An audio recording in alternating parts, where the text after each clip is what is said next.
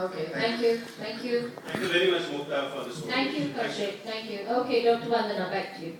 So we're going to demonstrate two indications for filler today. And this is a pleasant-looking girl who has two deficits in her face in terms of the chin and in terms of the forehead. And she has a very symmetrical face. However, in order to make it a little more proportionate and more aesthetic, we've decided to give her a little chin augmentation. How did we decide that? If you actually see the profile picture, can you see the profile of her face? Yes. And you hold the line straight between the upper and the lower lip. This is what the distance between the pencil and the chin is the amount of deficit she has. So it's very easy to determine what is an appropriate chin projection for a patient just by doing this one simple test.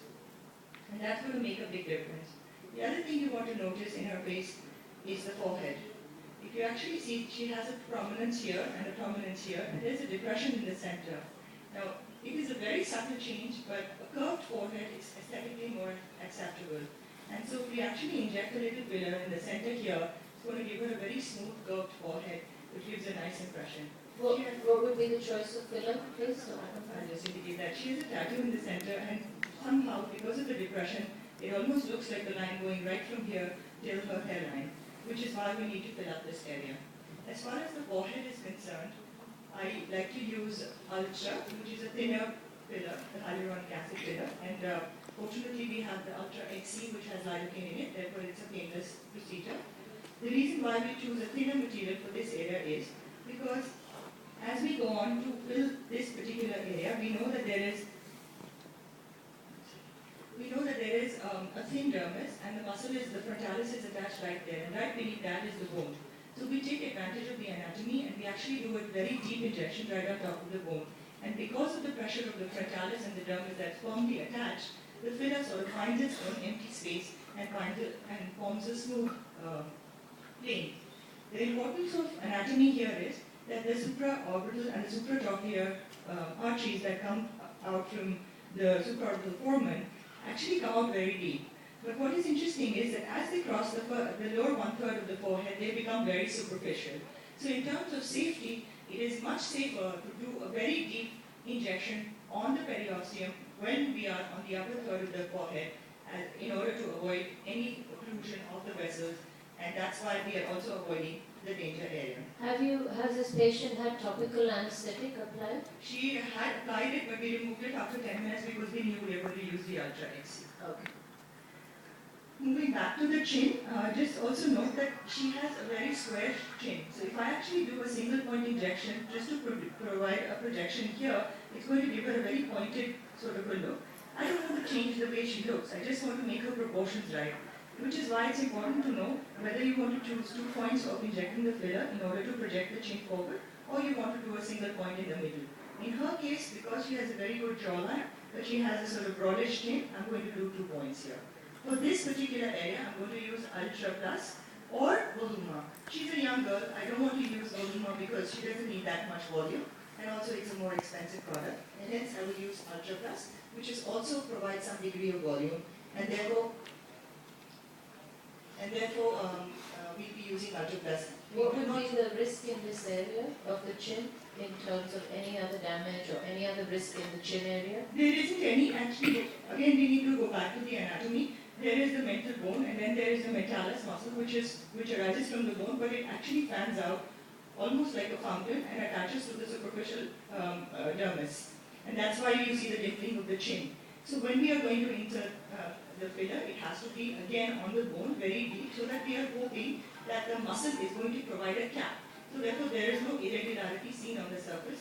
As well, there is no dimpling apparent anymore. The other thing is that in the mid-pupillary line, little medial to that, there is a mental foramen. So we are quite far away from that. We are actually going to be mostly in the chin. So there is no problem with the mental nerve here. So I'm going to start with the chin. Okay, so you tell us which product and which injection. Again, we put a little anesthesia here, topical anesthesia, which also was removed after 15 minutes. This product does not have the lidocaine, even though it's available. However, we didn't have that here. But because we are doing a single injection, we are going to be depositing it deep into the muscle. Therefore, Yes, it's she also should. painless. So she's loading, can you just describe what you're doing, Vandana? This is the syringe of Ultra Plus. It has a little more than 0.8 ml, and it comes with a 27 gauge needle, which is a half-inch needle. Sometimes you want to switch the needle if somebody has a very bulky muscle, then you want to go through and through the muscle, and in that case you will need a longer needle. Just make sure that you Camera, can you focus on the needle and the syringe, please? just make sure that you rotate the needle completely, because sometimes if you put pressure, the needle can pop out and you waste a lot of product, and since it's expensive and so on. Also remember to prime the product. Camera, can you focus please on the needle? So product is, no, just ask him to focus on the needle. Yeah, that's fine, thank you. Can everybody see the product coming out? Yes. There's a little. There's some air bubbles in that syringe. Yes, there are. Is that a problem, Dr. That's never a problem. That's never a problem because hopefully we are not doing intraarterial injections. Okay.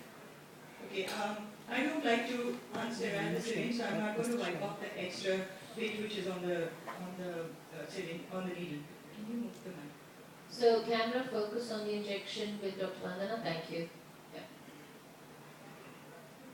Project the chin forward, and therefore I'm going to try and pinch between my index finger and the thumb because I want the filler to be limited in one area. I don't want it to go down here, I don't want it to go up there, but I don't want it to spread laterally.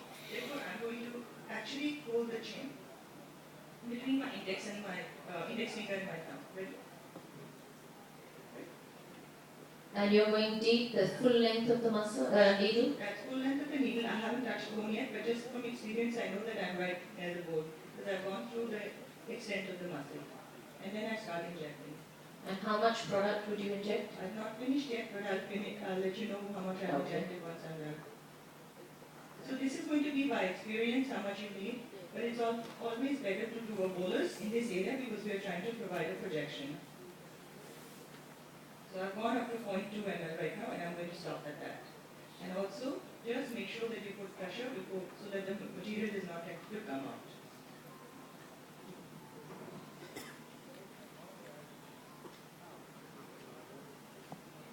Right, so quite fine. Can you see Mukta? Yes, yes, you can see. I'm You can see the bulge. Yeah. Yeah, so I'm going to go ahead and do the other side. Index and middle finger, right in the center, deep to the bone. Is the patient tolerating properly or she is wincing? If you can't tell, then I have evidence that she's not flinching.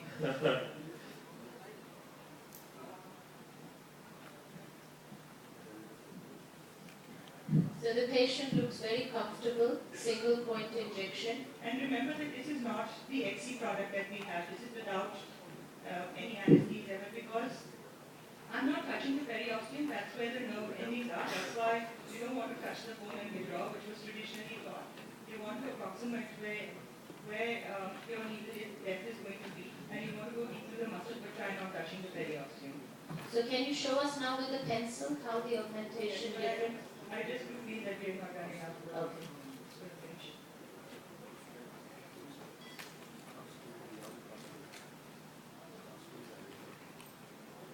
And there's no aspiration once you inject, you don't aspirate.